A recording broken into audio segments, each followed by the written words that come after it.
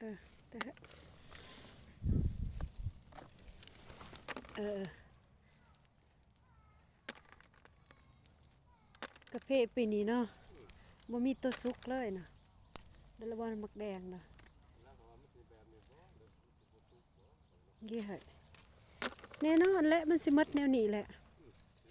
น่าเด้แฮกแต่นะเพราะว่าปลาเตึงเลยเนาะ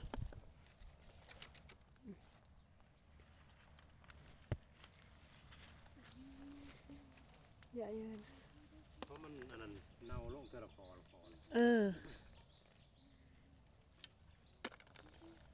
มันสิบ่มีตัวสุกดอกเฮาสิได้เก็บแต่นั่นนี่นะบ่ว่าแต่สวนหมูสวนโตเนาะบ่มีอีหลีบ่จังซี่คือกันบ่บ่ค่อยว่าหลังบ้านมันสิใครแน่มันมีฝุ่น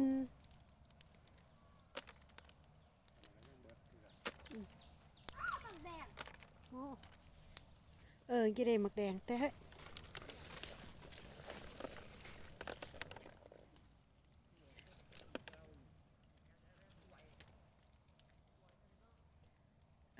กระตองแน่เด้อ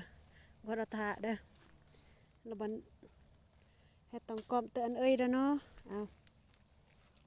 เออกี่นั่งเยิมอยู่เด้งนี่อันตี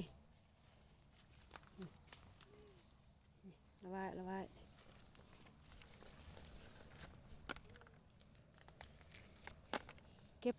เก็บกาแฟมาเคี้ยวไปนี่ค่ะมักดำ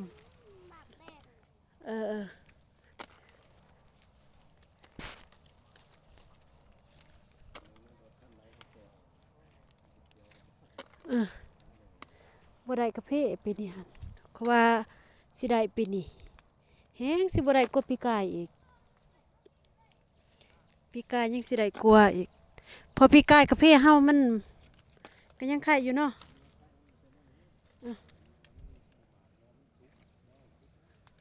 อันนี้ที่บ่สุกสับนี่หว่านาเดอันเชรปนะแกอันมวนเลยเตอไอเกรงดองเด้อยนไม่เหยนะสำนอได้อยู่ก็เอาคือวอมติบ่เนาะ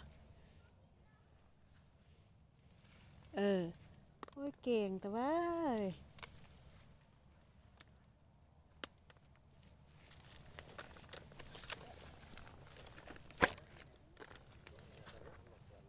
ฮะของเราหันแหละงามโอ้ยเขาสีดอีลีรอได้เขาเฮ็ดอีลีเด้อฮะปีนากระเกียมเลยแหละ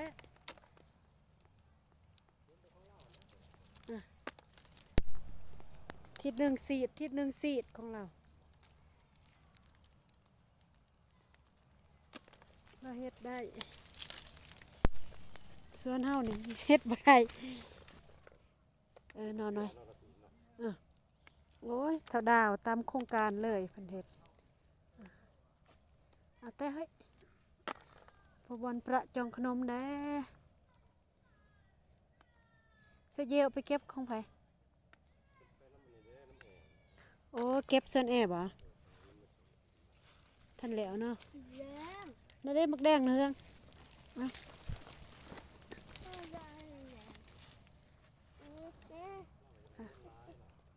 ร้ายแล้วของเรา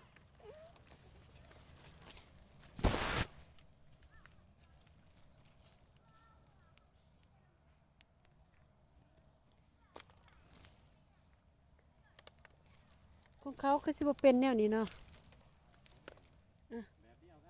บ่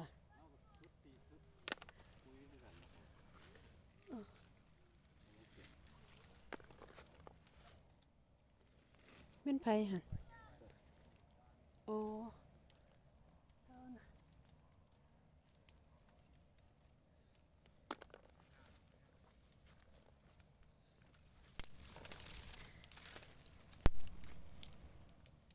ปีหนึ่ง3 เถื่อ4 เถื่อยังบ่อยู่เนาะว่าเฮาศูนย์เถื่อเฮาแห้งเบาแล้วศูนย์เถื่อของข่อยแล้วแต่อันนั้นเราก็ยัง 3 เทื่อบ่นี่ดอกแต่ซ้ำสิเอาผืนมันเป็นจังซี่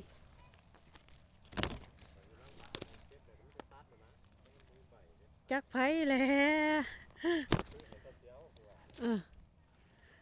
ปีหน้ารวยพื้นเนาะกาแฟสิเก็บบ่มีบัดนี้3 เพิ่นปรุงใหม่อีกใส่เวลาได้พื้นผู้ใหม่คันบ่มันก็บ่ได้เก็บ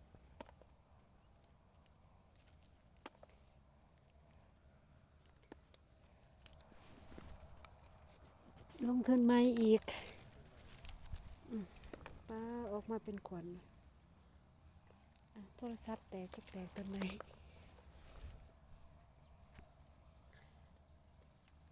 มีแต่ลงทุนแต่ละปี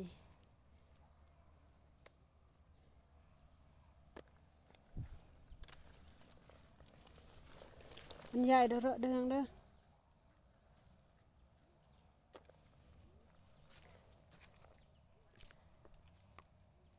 ส่วนลมกับบ่แล้วจักเทื่ออันกูระเบิดก็ได้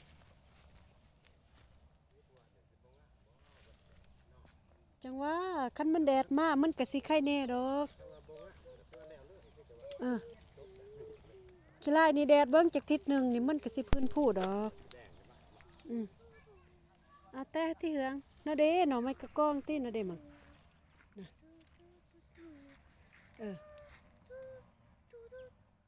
แต่ว่าคันตักมาซ้ำหนึ่งแห่เชียงตักซอบ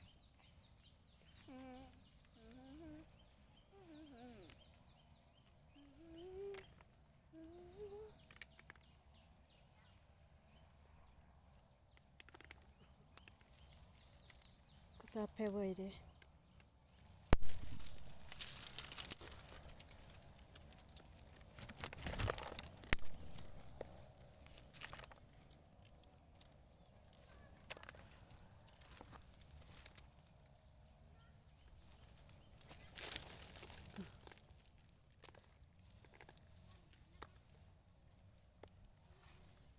โอ้ยอันใหญ่เลยเรอะใหญ่ละ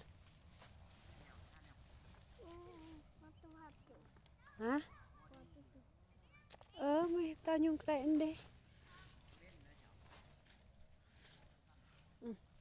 ตามแถวอย่าเด้อ